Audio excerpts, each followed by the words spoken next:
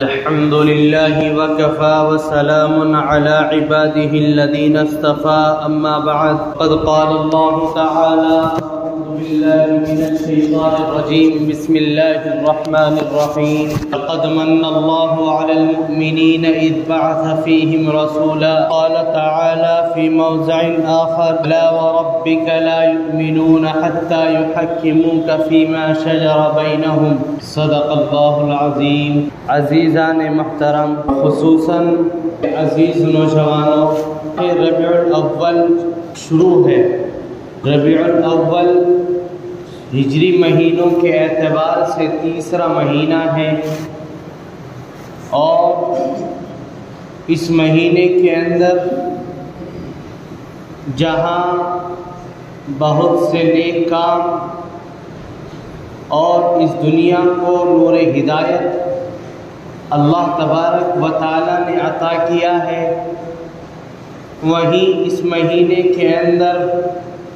بہت سے ناخواندہ لوگ اور بہت سے ان پڑھ اور بہت سے بے پڑھے لکھے انہوں نے اس مہینے کے اندر بہت سے رسم و رواج، بہت سی بدعات اور بہت سی ایسی عادات کو شامل کیا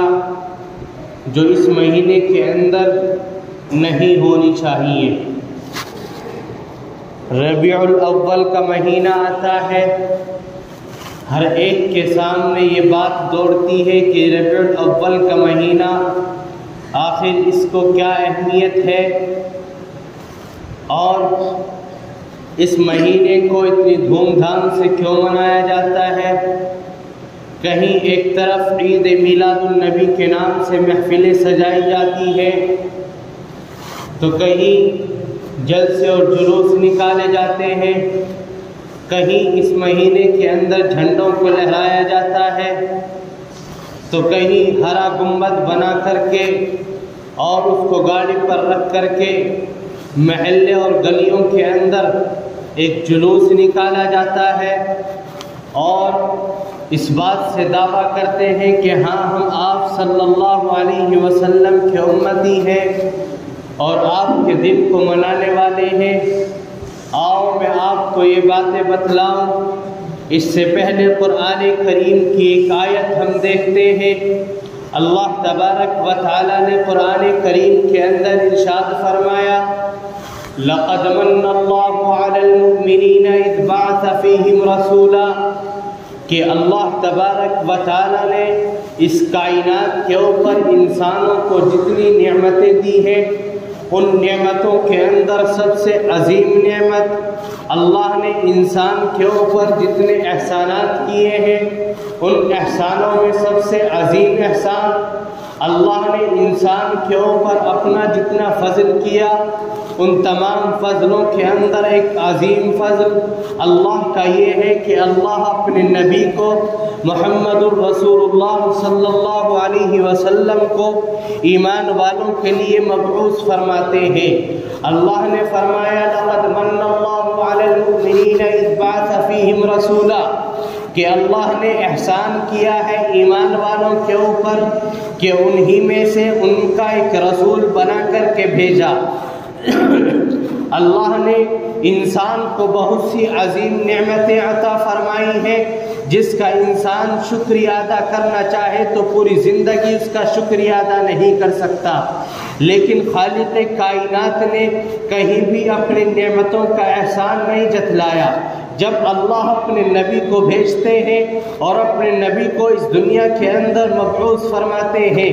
ایمان والوں کے اوپر اللہ کی رحمتیں برستی ہیں، اللہ کا عظیم احسان ہوتا ہے. اللہ تاریکیوں سے نکال کر نور و ہدایت کے اندر لوگوں کو ڈھال رہے ہیں. اللہ رب العزت آپ صلی اللہ علیہ وسلم کے ذریعے لوگوں کو اندھیروں سے نکال کر روشنیوں کے اندر لا رہے ہیں. اللہ رب العزت نے ان لوگوں کو جو زندگی بھر جہالت کے اندر جنہوں نے اپنی زندگی کو گزار دیا اور جن کو زندگی گزارنے کی کوئی عقل اور تمیز نہیں ہے، یہاں تک کہ اگر ان کے درمیان میں لڑائی ہوتی ہے تو سالہ سال جاری رہتی ہے. جن زندہ بچیوں کو درگور زندہ دبا دیا جاتا ہے، کبھی زندہ چلا دیا جاتا ہے، عورتوں کے حقوق کا کوئی خیال نہیں ہے۔ گویا اس دنیا کے اندر ایک طریقے کی تباہی و بربادی تھی۔ اللہ رب العزت نے اس تاریکی کے عالم میں آپ صلی اللہ علیہ وسلم کو اس دنیا کے اوپر مبعوث فرمایا، اور پھر قرآن کریم کے اندر یہ آیت کریمہ نازل فرمائی، لقد من اللہ علی المؤمنین اذ بعث فیہم رسولا یتلو علیہم آیاتی ویزکیہم ویعلمہم الکتاب والحکمہ، کہ اللہ نے ایمان والوں کے اوپر اپنا عظیم احسان کیا ہے کہ ان کے اندر اپنا ایک رسول بنا کر کے بھیجا ہے۔ اس رسول کا کام یہ ہے یتلو علیہم آیاتی، اللہ کی جانب سے نازل ہونے والی آیتیں، اللہ کی جانب سے نازل ہونے والا کلام، اللہ کی جانب سے اترنے والا پیغام وہ لوگوں کو پڑھ کر کے سناتے ہیں۔ وَيُزَكِّيهِمْ، اور ان کے دلوں کا تزکیہ کرتے ہیں، ان کو پاکی کا راستہ دکھلاتے ہیں، ان کو صفائی کا راستہ دکھلاتے ہیں، ان کو گندگی سے نکلنے کا ایک طریقہ بتلاتے ہیں۔ وَيُعَلِّمُهُمُ الْكِتَابَ وَالْحِكْمَةَ، اور اس نبی کا کام یہ ہے کہ وہ اپنی امت کو، ایمان والوں کو جنہوں نے کلمے کی دولت پڑھی ہے، جن کو اللہ نے کلمے کی دولت سے نوازا ہے، وہ ان کو کتاب کی تعلیم دیتے ہیں، وہ ان کو حکمت سکھلاتے ہیں۔ آپ صلی اللہ علیہ وسلم نے اپنی پوری زندگی کے اندر صحابہ کے سامنے دین کو جس طریقے سے رکھا ہے، اور آپ علیہ الصلاۃ والسلام نے اللہ تبارک و تعالیٰ کے پیغام کو ہو بہو جس طریقے سے ایمان والوں کے سامنے رکھا ہے، دنیا کی کوئی شخصیت اس کام کو انجام نہیں دے سکتی۔ اللہ اپنے پیارے حبیب کو بھیجتے ہیں، اس پیارے حبیب کے اوپر اپنا پیغام نازل فرماتے ہیں، وہ پیغام ایمان والوں کو ملتا ہے۔ آپ صلی اللہ علیہ وسلم کے حوالے سے لوگوں کو ایک نورانی زندگی عطا ہوتی ہے۔ آپ صلی اللہ علیہ وسلم کے ذریعے لوگ زندگی جینے کا سلیقہ سیکھتے ہیں۔ آپ صلی اللہ علیہ وسلم کے ذریعے، اور لوگوں آپ نے تو سنا ہوگا ابو بکر ہے، لیکن صرف ابو بکر ہے، لیکن جب نبی کے قدموں کے اندر آتا ہے صدیق کہا جاتا ہے۔ خالص عمر ہے، اونٹوں کو چراتا ہے، دوگ اس سے کاپتے ہیں، لیکن جب آپ صلی اللہ علیہ وسلم کے ہاتھوں پر ایمان لے کر کے آتا ہے تو عمر بن خطاب بن جاتا ہے، عمر کو عدالت کے نام سے یاد کیا جاتا ہے۔ خالص عثمان ہے، لیکن جب اللہ کے نبی صلی اللہ علیہ وسلم سے واسطہ جڑتا ہے تو ان کو عثمان غنی کہا جاتا ہے، اور قرآن ان کی تعریف کرتا ہے، نبی ان کی جا بجا تعریف کرتے ہیں، حضرت علی ہے، لیکن جب آپ صلی اللہ علیہ وسلم سے تعلق جڑتا ہے تو حیدر کرار بن جاتے ہیں۔ خالد بن ولید ہے، لیکن جب اللہ کے نبی سے تعلق جڑتا ہے تو اللہ کے نبی صلی اللہ علیہ وسلم ان کو سیف اللہ کے لقب سے پکارتے ہیں۔ یہاں تک کہ ایک ایک صحابی جو کبھی بکریوں کو چراتے ہیں، کبھی جنگلوں کے اندر گھومتے پھرتے ہیں، کبھی کسی محلے کے اندر، کسی گھرانے کے اندر کسی کی کوئی عزت نہیں ہوتی، لیکن جب وہ ایمان کے دامن میں آتے ہیں، آپ صلی اللہ علیہ وسلم کے دامن کو پکڑتے ہیں، آپ صلی اللہ علیہ وسلم کی سیرت کو پکڑتے ہیں، آپ علیہ الصلاۃ والسلام کے راستے کو اختیار کرتے ہیں، تو پھر اللہ رب العزت نے انہیں اتنا نوازا ہے، اتنا نوازا ہے کہ قرآن کہنے پر مجبور ہوتا ہے، رضی اللہ عنہم ورضوا عنہ۔ آپ صلی اللہ علیہ وسلم اس دنیا کے اندر آئے، اللہ نے اپنا عظیم احسان کیا، اور اللہ نے اپنے اس عظیم احسان کے ذریعے ایمان والوں کو نور ہدایت عطا کیا، لیکن آج جو مسئلہ ہے وہ اس کے مختلف ہے۔ مسئلہ یہ ہے کہ ہمارے سامنے سب چیزیں موجود ہیں، آپ صلی اللہ علیہ وسلم کی سیرت، صحابہ کی سیرت، صحابہ کے واقعات، اور آپ علیہ الصلاۃ والسلام کی اپنی امت کے لیے قربانیاں، سب کچھ سامنے ہے، لیکن انسان پھر بھی ان تمام چیزوں کو بھلا کر اس ربیع الاول کے مہینے کے اندر بہت سی بدعات اور رسومات کو انجام دیتا ہے۔ بہت سی خرافات ہمارے درمیان میں ایسی رائج ہیں جن کا اسلام کے اندر کوئی ثبوت نہیں، قرآن و حدیث کے اندر کوئی ثبوت نہیں، شریعت کی طرف سے کسی چیز کی اجازت نہیں۔ سب سے پہلی بات تو ہمیں یہ معلوم نہیں کہ ربیع الاول کہتے کسے ہیں۔ ربیع الاول اسلامی اعتبار سے تیسرا مہینہ ہے۔ آپ علیہ الصلاۃ والسلام کی اسی مہینے کے اندر پیدائش ہوئی اور اسی مہینے کے اندر آپ صلی اللہ علیہ وسلم کی وفات ہوئی۔ لیکن ولادت کس تاریخ کو ہوئی ہے اور وفات کس تاریخ کو ہوئی ہے، اس کے اندر محدثین کا اختلاف ہے، مؤرخین کا اختلاف ہے۔ بعضوں کے نزدیک آپ علیہ الصلاۃ والسلام کی ولادت ہوتی ہے 12 ربیع الاول کو، 9 ربیع الاول کو، اور بعضوں کے نزدیک 8 ربیع الاول کو۔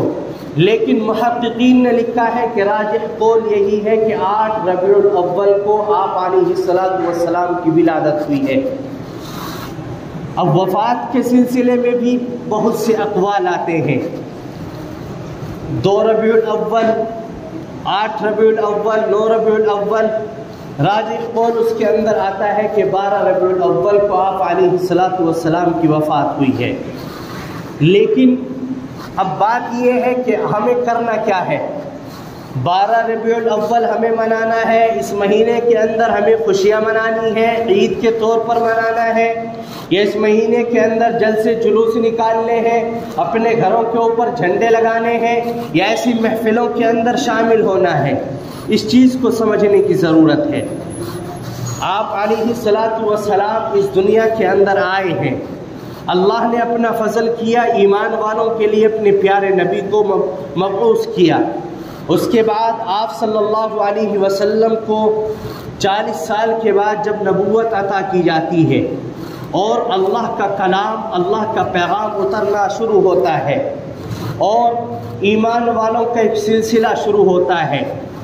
آپ علیہ الصلاۃ والسلام کے ہاتھوں پر رکھ کر کے وہ ایمان قبول کرتے ہیں۔ اور ایمان اس درجے کا نہیں جس طرح میرا اور آپ کا ہے، ان کا ایمان سب سے اعلیٰ، ان کا ایمان سب سے بڑھ کر، ہم سب کا ایمان اکٹھا کر لیا جائے تو اس سے بڑھ کر کے ایک صحابی کا ایمان ہے۔ یہ لکھا کہ اگر تم لوگ احد پہاڑ کے برابر بھی سونا خرچ کرو تو ایک صحابی کے پیروں کے دھول کے برابر بھی نہیں پہنچ سکتے۔ کس طرح کا ان کا ایمان ہوگا اور کس طرح کی ان کی دلی حالت ہوگی۔ آپ علیہ الصلاۃ والسلام کے ہاتھوں پر ہاتھ رکھ کر کے وہ ایمان قبول کرتے ہیں، اور ایمان قبول کرنے کے بعد اپنی پوری زندگی کو آپ علیہ الصلاۃ والسلام کے حوالے کر دیتے ہیں، یہاں تک کہ نہ انہیں اپنے مال سے محبت ہے، نہ جائیداد سے محبت ہے، نہ بیوی بچوں سے محبت ہے۔ آپ علیہ الصلاۃ والسلام کی خاطر، اس دین کی خاطر اگر وقت پڑتا ہے تو اپنی جانوں کا نذرانہ پیش کرتے ہیں، اگر وقت پڑتا ہے تو اپنے مالوں کو قربان کر دیتے ہیں، اگر وقت پڑتا ہے تو اپنے بیوی بچوں کو بیوہ اور یتیم چھوڑ دیتے ہیں۔ یہ ان صحابہ کے حالات ہیں۔ لیکن جو صحابہ آپ صلی اللہ علیہ وسلم سے اس قدر محبت کرتے ہو، کسی صحابی کی پوری زندگی کے اندر یہ بات نہیں ملتی کہ اس نے آپ صلی اللہ علیہ وسلم کے تاریخ پیدائش یا آپ علیہ الصلاۃ والسلام کی تاریخ وفات کو عید کے طور پر منایا ہو، یا اس دن کے اندر جلسے جلوس نکالے ہو، یا اس دن اپنے گھروں کے اوپر جھنڈے لگائے ہوں، یا ہرا گنبد بنا کر کے محلے اور گلی کوچوں کے اندر وہ گھومے ہوں۔ اگر محبت کا نذرانہ پیش کرنے والا کوئی ہوتا اور عید منانے کا حکم ہوتا تو ہم سب سے بڑھ کر صحابہ کرام مناتے۔ صحابہ کرام، تابعین، تبع تابعین، ائمہ مجتہدین، سلف صالحین، کسی کی زندگی کے اندر یہ بات نہیں ملتی کہ انہوں نے اس مہینے کے اندر عید کا دن کوئی منایا ہو، یا اس مہینے کے اندر کوئی غم کا دن منایا ہو، یا اس مہینے کے اندر 12 ربیع الاول کی مناسبت سے اپنے گھروں کے اندر گھر کھانے بنا بنا کر کے لوگوں کے یہاں تقسیم کیے ہوں۔ اس لیے جو بدعات اور رسومات، طرح طرح کی بہت ساری بدعات اور رسومات ایسی ہیں جو میری نظر میں ہے، آپ کی میں نہیں، یا آپ ان کو جانتے ہیں لیکن میں ان کو نہیں جانتا۔ کیوں؟ اس وجہ سے کہ بدعات اور رسومات جو ہوتی ہیں یہ خرافات، یہ شریعت کے اندر تو ان کی کوئی اصل نہیں۔ الگ الگ ہر محلے کی، ہر علاقے کی الگ الگ رائج کردہ بدعات اور خرافات ہیں، جن کو ایک محلہ انجام دیتا ہے، ایک بستی انجام دیتی ہے، دوسری بستی والے اس سے بے خبر ہے۔ اور جو چیز شریعت سے ثابت ہوتی ہے، جو چیز قرآن و حدیث سے ثابت ہوتی ہے، اسے آپ دیکھیے گا وہ آپ کے محلے کے اندر ہی نہیں بلکہ دنیا کے خطے خطے پر جہاں ایمان والے رہتے ہیں ان کے درمیان وہ چیز موجود ہوگی اور ان کے پاس اس کا استدلال بھی موجود ہوگا۔ اس لیے اس مہینے کے اندر آپ جتنے بھی طریقے کے بدعات و رسومات کو بناتے ہیں، بہت سارے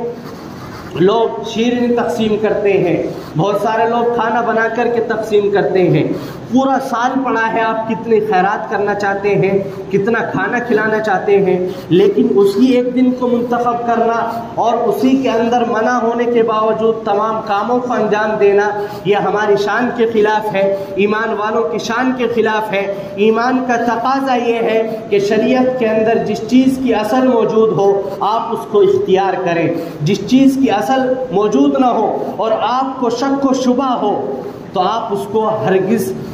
نہ اپنائیں اور اس کو بالکلیہ طور پر اس کو چھوڑ دیں۔ میں آپ کو بتلاؤں، جب آپ کسی چیز کو انجام دینے جائیں گے، کسی بھی ناجائز اور حرام کام کو اگر آپ کرنے جا رہے ہیں تو سب سے پہلے آپ کا دل گواہی دے گا کہ یہ چیز غلط ہے۔ سب سے بڑا مفتی اور سب سے بڑا اصلاح کرنے والا انسان کا اپنا دل ہوتا ہے۔